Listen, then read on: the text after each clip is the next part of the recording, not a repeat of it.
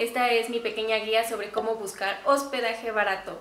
En el video voy a hablar de 3 tipos de alojamientos, que son los bed and breakfast, hostales y hoteles. Si lo que tú buscas es otro tipo de alojamiento, tengo un video que es cómo buscar hospedaje gratis, que lo voy a dejar en alguna parte de aquí. Y hablo de otro tipo de alojamientos donde no tienes que pagar ni un centavo. Vale, mi primera opción de alojamiento barato son los hostales. Para los que no están familiarizados con los hostales es como un hotel, pero en lugar de tener un cuarto privado lo compartes con otras personas. Igual compartes las duchas, los baños, la mayoría tienen cocina, lavandería, una sala común y un comedor.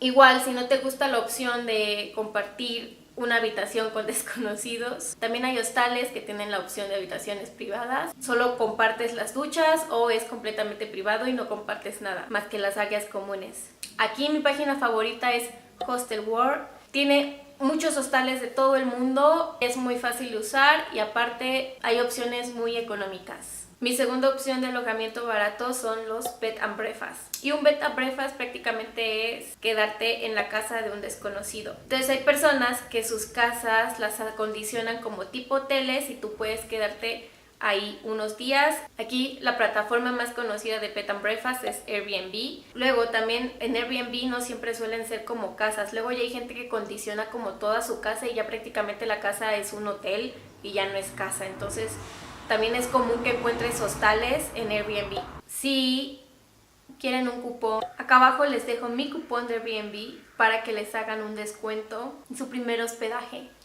Úsenlo. Luego, mi última opción de alojamiento son los hoteles. Y para buscar hoteles baratos suelo usar Expedia, despegar.com, pero mi favorita y para mí como que la reina para buscar hoteles baratos es Booking, porque aparte en Booking puedes encontrar bed and breakfast y también puedes encontrar hostales.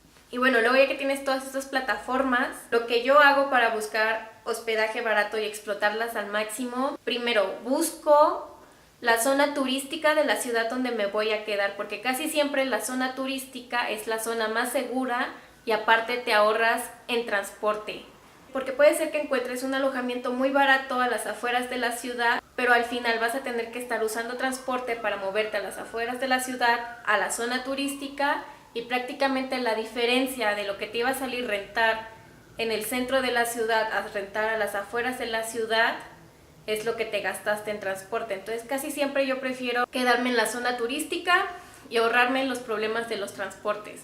Aparte de que es como una ciudad nueva y tienes como que luego checar las rutas de los autobuses o pagar taxi o pagar Uber y luego es como demasiado. Luego, ya que checaste la zona turística, checas todos los views, los comentarios que tienen estos lugares y yo casi siempre me voy de los comentarios malos a los comentarios buenos y cuando veo que se repite mucho un comentario malo, es como de, ok, entonces este lugar tal vez no sea el bueno.